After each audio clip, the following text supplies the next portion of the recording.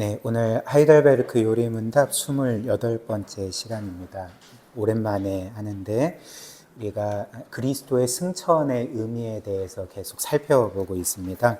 오늘도 똑같이 그리스도께서 하늘에 계시다는 것이 우리에게 어떤 위로와 힘을 주는지를 함께 살펴보기를 원합니다. 우리 오신문 제가 질문 읽고 답을 같이 읽겠습니다.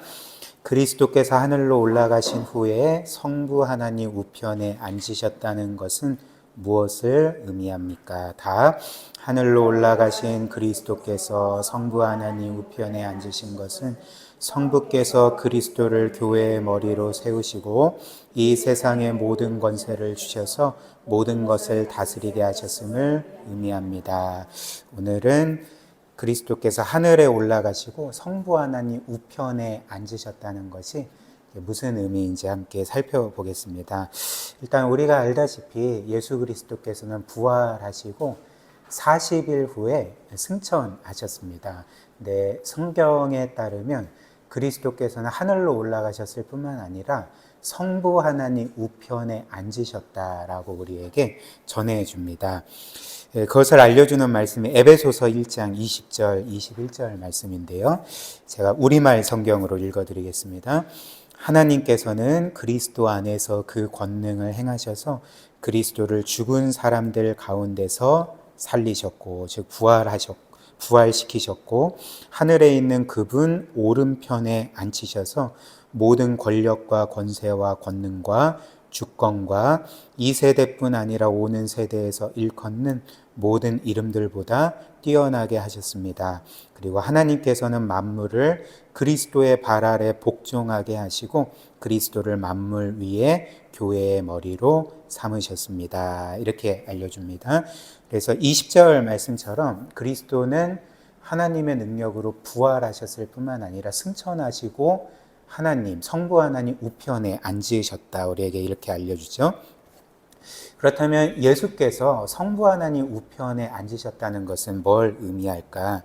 일단은 과거에 왕의 오른쪽 자리에 앉은 사람은 그것이 의미하는 바는 그 오른편에 앉은 사람은 왕과 동일한 권력을 가지고 왕을 대신해서 온 나라와 백성을 다스리는 것을 의미했습니다. 이것이 왕의 오른편에 앉는다라는 그 의미였습니다. 그래서 마찬가지로 예수께서 오늘 말씀처럼 승천하시고 성부 하나님 우편에 앉으셨다는 것은 그 그리스도께서 성부와 완전히 동일한 그 권한과 또 권력을 가지시고 그래서 성부 하나님 대신 이 세상 만물을 다스리는 권한을 얻으셨다는 것을 가리켜서 이제 그리스도께서 성부 우편에 앉으셨다. 우리가 이렇게 이해할 수가 있습니다.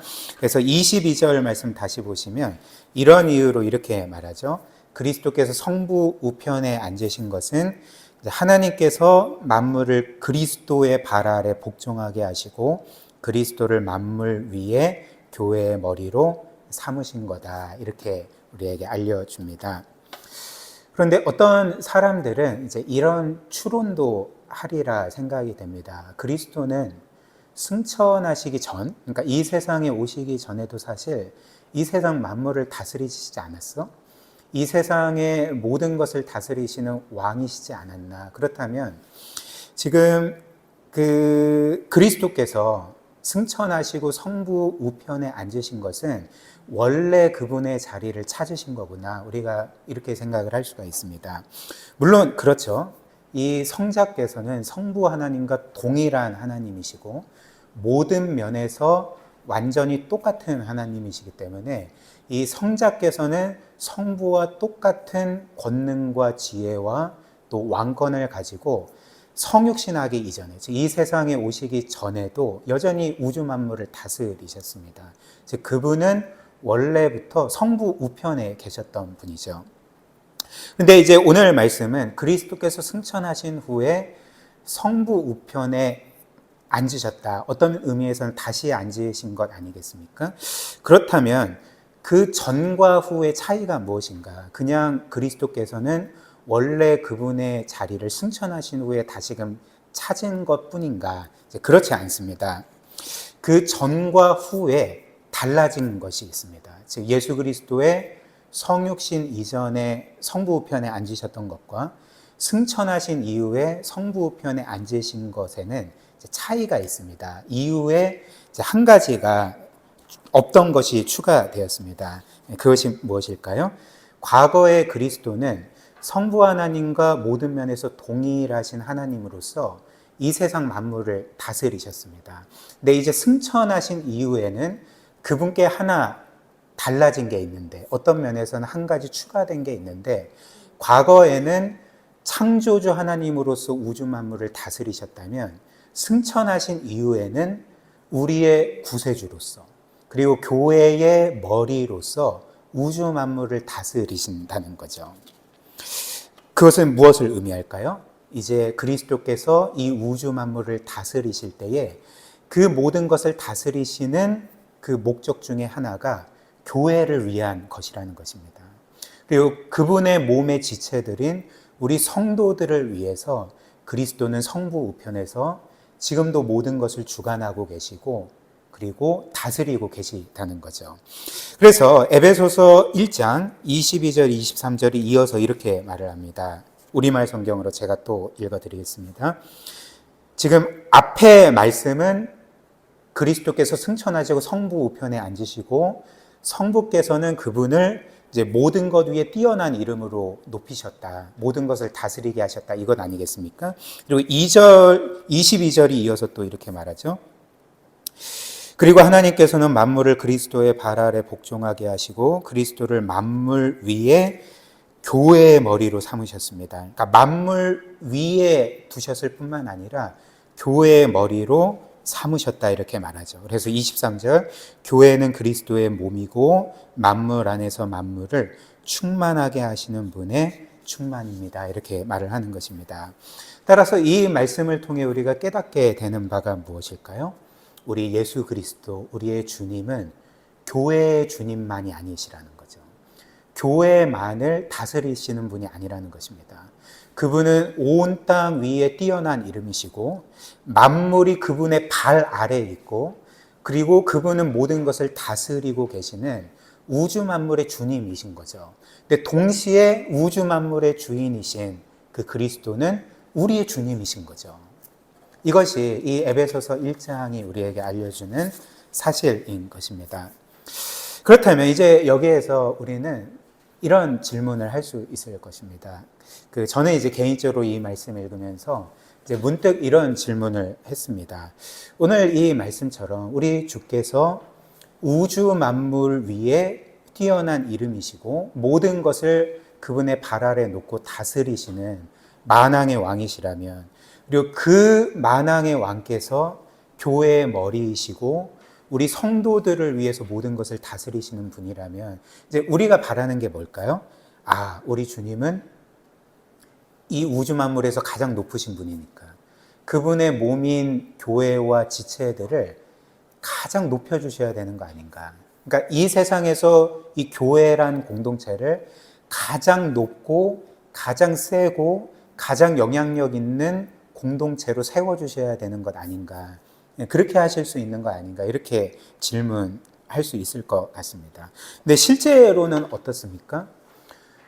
우리 교회의 머리이신 주님은 이 우주 만물 가운데 가장 높으시고 가장 강력하심에도 불구하고 역사상 교회는 그렇지 않았습니다. 역사상 교회는 때로는 고난과 핍박을 겪었고 사람들의 반대를 겪었고, 그래서 여러분들이 아시다시피 많은 성도들이 순교를 당하기도 했습니다. 교회는 늘 어떤 면에서 이 세상에서 소수 집단, 연약한 집단이었던 거죠. 그렇다면 주님은 우주 만물의 머리시라면서 가장 높고 강력한 왕이심에도 불구하고 그분의 몸과 지체들인 이 교회와 우리들을 어떤 면에서 이 세상에서 이렇게 작고 연약하고 낮은 상태로 두는가? 그 이유가 무엇이라고 생각하십니까? 저는 이 말씀을 묵상하면서 이런 질문을 했다가 그 이유가 무엇일까 하다가 이런 답을 얻었던 거죠. 우리 주께서 만약에 이 세상의 모든 교회를 모든 이 나라와 또 민족과 사회 가운데 가장 높고 가장 세고 가장 부유하고 가장 강력한 공동체로 세우셨다면 그것은 과연 우리에게 득이 될까요? 그렇지 않습니다. 그것은 우리에게 독이 될 것입니다. 여러분들도 교회의 역사를 어느 정도 아시리라 생각이 되는데 역사상 교회가 가장 타락하고 또 부패하고 가장 약했을 때가 언제였는지 아십니까? 세상의 기준에서는 아마도 가장 작고 연약했을 때라고 생각을 할 것입니다. 그러나 그렇지 않습니다. 이 세상에서 교회가 가장 타락하고 부패하고 연약했던 때는 역설적이게도 교회가 이 세상에서 가장 강했을 때입니다. 가장 높았을 때고 가장 큰 영향력, 권력을 발휘했을 때가 교회가 가장 약했을 때였습니다. 그리고 반대로 교회 역사상 가장 영적으로 강력하고 건강하고 또 사회적으로 선한 영향력을 끼쳤을 때가 언제였는지 아십니까? 교회가 가장 셌을 때가 아닙니다. 교회의 권력이 가장 강했을 때가 아닙니다. 교회가 가장 연약했을 때, 가장 낮았을 때, 어떤 면에서 이 사회에서 가장 마이너리티에 속했을 때가 교회가 가장 영적으로 강했고 선한 영향력을 끼쳤고 수많은 사람들을 주께로 인도했을 때였습니다. 사도행전에 기록된 초대교회의 모습이 바로 그런 모습 아니겠습니까? 그렇다면 왜 그럴까요? 왜 교회는 이 세상에서 가장 연약했을 때, 가장 낮았을 때 도리어 가장 강했을까요? 그것은 바로 그럴 때일수록 교회와 성도들은 주님만을 의지하고 주님의 은혜만을 붙들고 오직 복음만으로만 살기 때문에 가장 약할 때 교회는 가장 강한 그리스도의 능력을 이 세상에 나타낼 수가 있었던 거죠. 그래서 주님께서는 이것을 너무나도 잘 알고 계시기 때문에 그분은 만물의 머리이시고 모든 것을 그분의 발 아래 두시고 다스리시는 분이시지만 교회는 여전히 연약한 상태로 두시는 것입니다. 그렇게 되므로 그 그리스도의 강한 능력이 교회 가운데 나타나게 하시는 거죠. 또한 주님께서 바로 교회를 향해 원하시는 바가 이것이었습니다. 여러분들, 저나 여러분들이나 주님의 말씀처럼 주님의 본을 따라야 되지 않겠습니까? 그렇다면 주님께서 내 본을 따르라고 말씀하실 때 그 주님의 본이 무엇일까요? 이 세상에서 가장 강해지는 것 아니죠. 가장 높아지는 것 아니죠. 가장 영향력이 큰 사람이 되는 것 아니고 그렇게 돼서 사람들을 위해 군림하는 것 아닙니다. 주님께서 이 세상에서 어떻게 사셨습니까?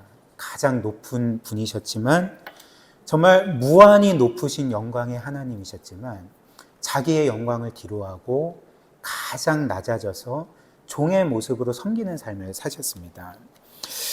이것이 빌립보서 2장 5절부터 8절에 적혀 있는 그 말씀의 핵심이죠. 빌립보서 2장 5절부터 8절 보시면 사도 바울이 이렇게 말합니다. 너희 안에 이 마음을 품으라. 곧 예수 그리스도의 마음이니 그는 근본 하나님의 본체시나 하나님과 동등됨을 취할 것으로 여기지 아니하시고 오히려 자기를 비워 종의 형체를 가지사 사람들과 같이 되셨고 사람의 모양으로 나타나사 자기를 낮추시고 죽기까지 복종하셨으니 곧 십자가에 죽으심이라. 너희 안에 이 마음을 품으라. 예수 그리스도의 마음이 이것이다 라고 하는 것은 이런 주님의 마음을 품고 주님의 본을 따라서 살라 이런 말씀이 되겠죠. 그리고 주님께서는 그분의 생전에 실제로 그분의 이런 본을 따르라고 제자들에게 말씀하셨습니다. 마가복음 10장 보시면 42절부터 45절 우리말 성경입니다. 예수께서는 그들을 함께 불러놓고 말씀하셨습니다. 너희도 알듯이 이방 사람의 통치자라는 사람들은 백성들 위에 군림하고 그 고관들도 권력을 행사한다. 그러나 너희는 그렇게 해서는 안 된다. 오히려 누구든지 너희 중에서 큰 사람이 되고 싶은 사람은 너희를 섬기는 자가 되어야 하고 누구든지 으뜸이 되려는 사람은 모든 사람의 종이 되어야 한다. 인자 역시 섬김을 받으러 온 것이 아니라 섬기려 왔고 많은 사람들을 구원하기 위해서 치를 몸값으로 자기 생명을 내어주려고 온 것이다. 이렇게 말씀을 하셨습니다. 이것이 바로 주께서 이 세상과 우리를 구원하신 방법이 아니겠습니까? 주님께서 이 세상과 우리를 구원하신 방법은 그분이 강해지는 게 아니었습니다. 높아지는 게 아니었습니다. 그래서 사람들을 위해 군림해서 그래서 강제적으로 그분께 복종시키는 방법이 아니었습니다.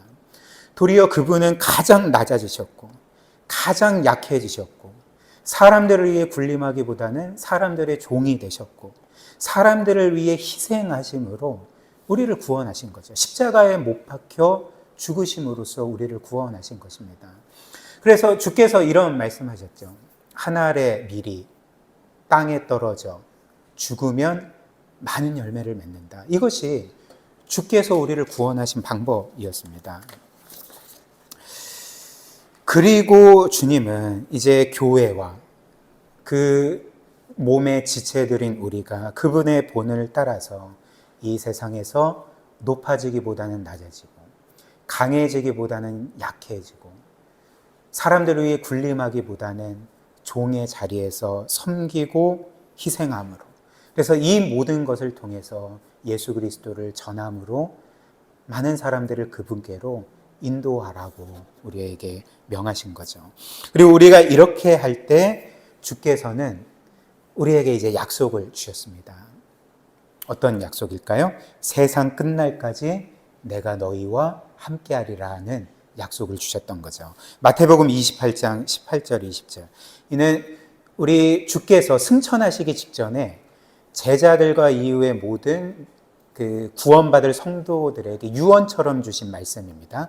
마지막 말씀인 거죠. 그래서 18절 예수께서 나와 말씀하여 이르시되 하늘과 땅의 모든 권세를 내게 주셨으니 무슨 말씀일까요? 아까 우리가 에베소서 1장 20절 이하의 말씀에서 본 것처럼 이제 나는 승천한 후에 성부 우편에 앉아서 모든 것을 다스릴 거다. 모든 권한, 이 우주 만물에 대한 모든 권한과 권력이 나에게 주어졌다. 지금 이런 말씀인 거죠.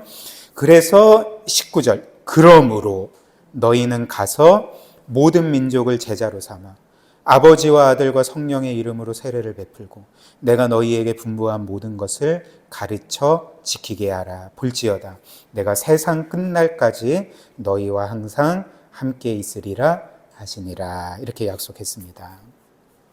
그러므로 우리가 확신할 수 있는 바가 무엇일까요? 이 세상에서 교회와 성도들이 주님의 본을 따라서 약해지고 낮아지고 희생하고 때로는 핍박을 받는다 할지라도 이 세상에서 교회와 성도들이 망하는 일은 결코 일어나지 않습니다. 왜냐하면 오늘 이 말씀에서 내가 너희와 함께 할 거다. 세상 끝날까지 너희와 함께 할 거다. 그리고 이 세상 모든 권한이 나에게 있다. 내 손에 있고 그렇기 때문에 너희는 결코 망하지 않는다. 내가 영원히 너희와 함께 있을 거다. 이제 이렇게 약속을 하셨다는 것입니다.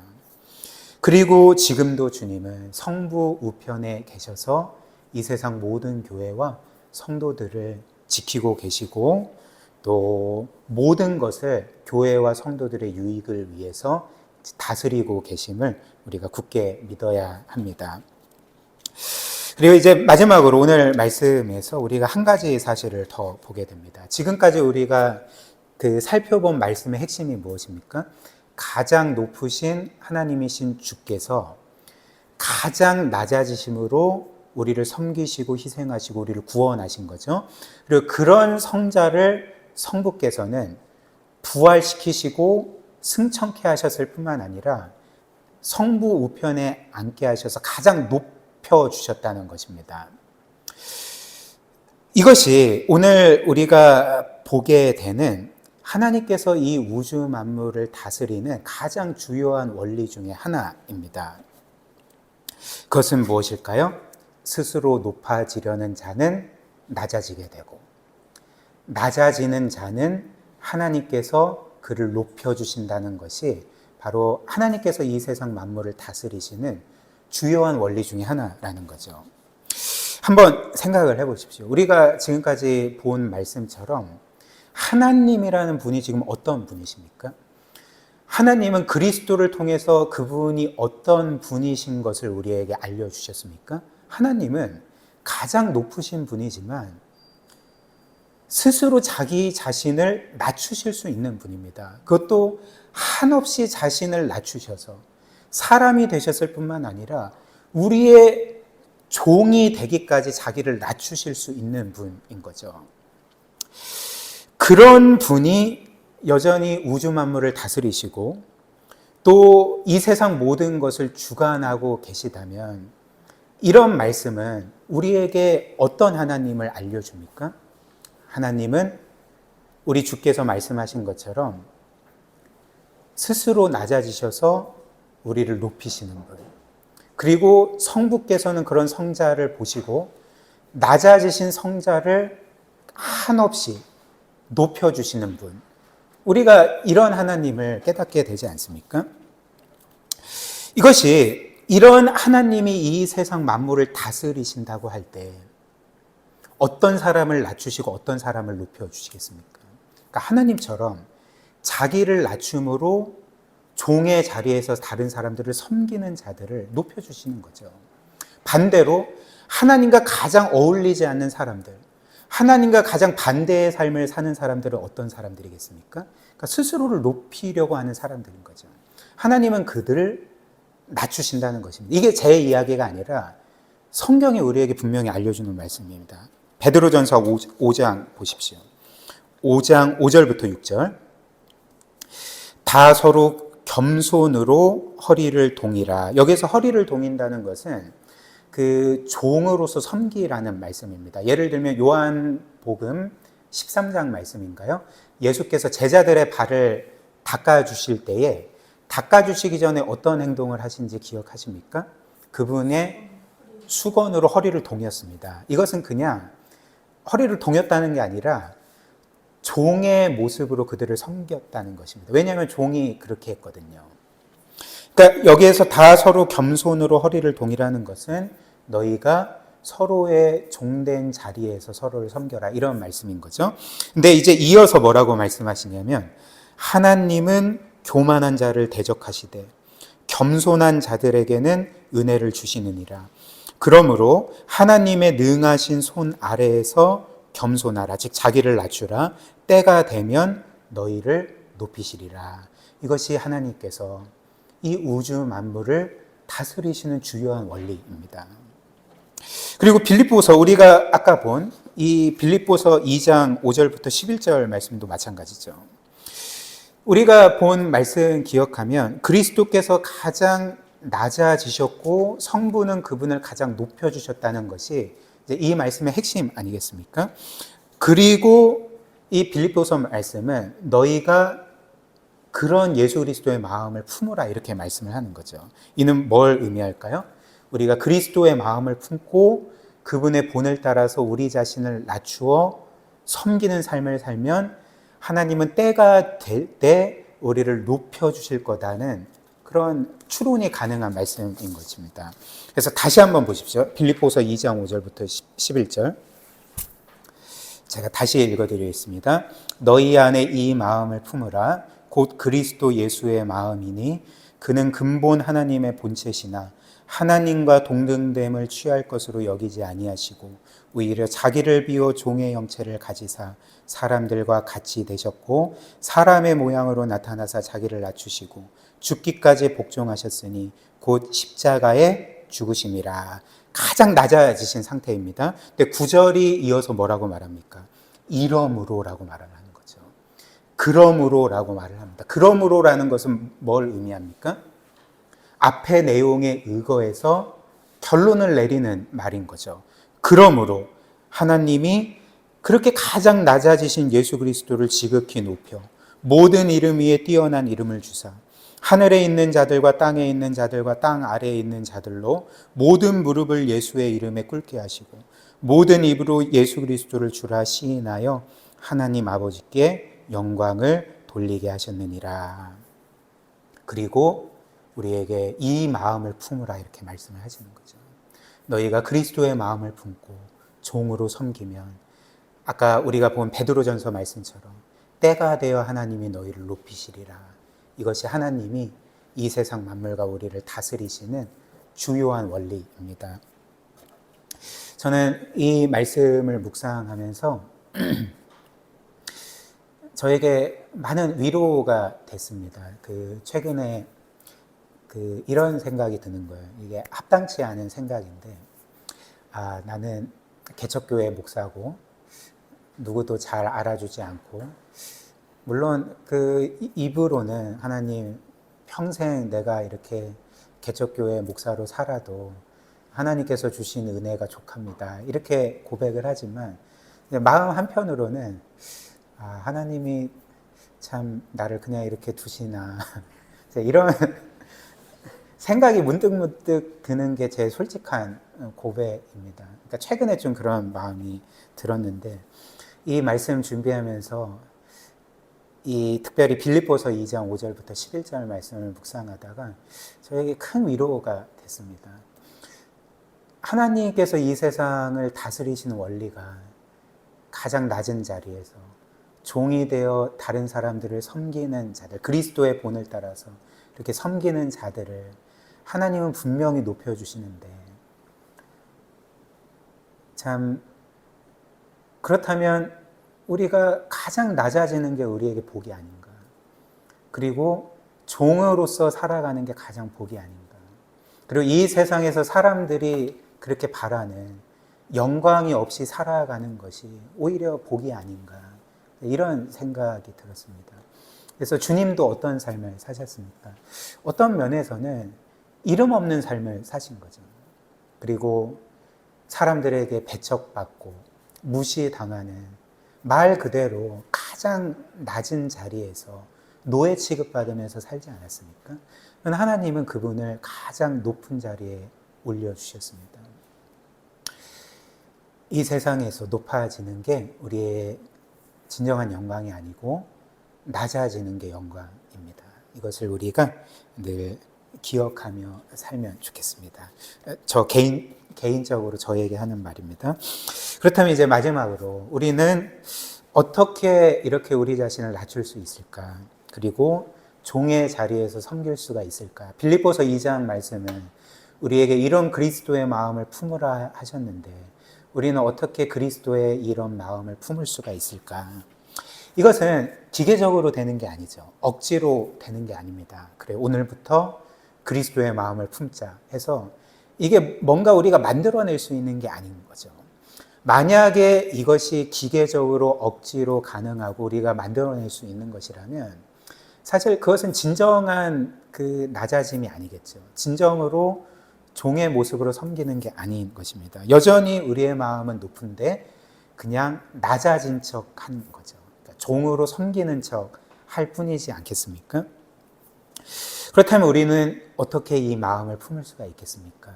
우리의 마음이 변화되어야 되는 거죠. 즉, 우리를 진정으로 겸손하게 만들고 낮아지게 만들고, 그래서 진실한 마음으로 하나님과 사람들을 종의 자리에서 섬길 수 있게 만드는 것은 우리의 마음의 변화밖에 없는데, 그 마음의 변화를 일으키는 것은 뭡니까? 복음밖에 없는 거죠. 즉, 그리스도께서, 가장 높으신 그분께서 가장 낮고 어떤 면에서 그분께 아무것도 요구할 수 없고 그분께 그 어떤 것도 받을 자격 없는 우리를 위해서 자신의 모든 것을 내어주시고 희생하고 헌신하고 십자가에 못 박혀 죽으심으로 우리를 구원하셨다는 그 복음만이 우리의 마음을 변화시켜서 그 예수 그리스도의 본을 따르는 삶을 살게 만든다는 것입니다. 제가 전에도 한번 말씀을 드렸는데, 죄가 뭔지 아십니까? 죄는 하나님이 아닌 우리가 우리 스스로를 높여서 하나님 자리에 오르려고 하는 거죠. 근데 구원은 무엇입니까? 구원은 바로 우리가 하나님이 되려고 우리 자신을 높이지만, 구원은 그 하나님께서 우리를 사랑하시고 긍휼히 여기셔서 하나님이신 분이 사람의 자리로 내려오시고, 그래서 그분이 사람이 되어 우리를 위해 죽으셨기 때문에 도리어 하나님이 되려고 했던 우리는 망하지 않고, 도리어 그분의 손에 가장 높임 받는 것이 우리가 받은 구원 아닙니까? 의롭다 선언받고 하나님의 자녀로서 무한히 큰 영광을 영원토록 얻게 하신 것이 바로 하나님의 구원입니다. 이렇게 스스로를 낮추심으로 우리를 구원하신 것을 우리가 기억할 때 우리는 이제는 우리 자신을 높이려고 할 수가 없는 거죠. 우리는 이 사랑 때문에, 그리스도의 겸손 때문에 우리도 우리 자신을 낮추고 하나님과 사람들을 섬기고 겸손한 삶을, 그리고 사랑을 실천하는 삶을 살게 될 것입니다. 오늘 이 말씀처럼 하나님이 이 세상을 다스리시는 원리가 낮아지는 자가 높아지고 높아지려고 하는 자가 낮아진다는 것을 기억하며 그리스도의 마음을 품고 사는 저와 여러분들이 되시기를 주님의 이름으로 축복합니다.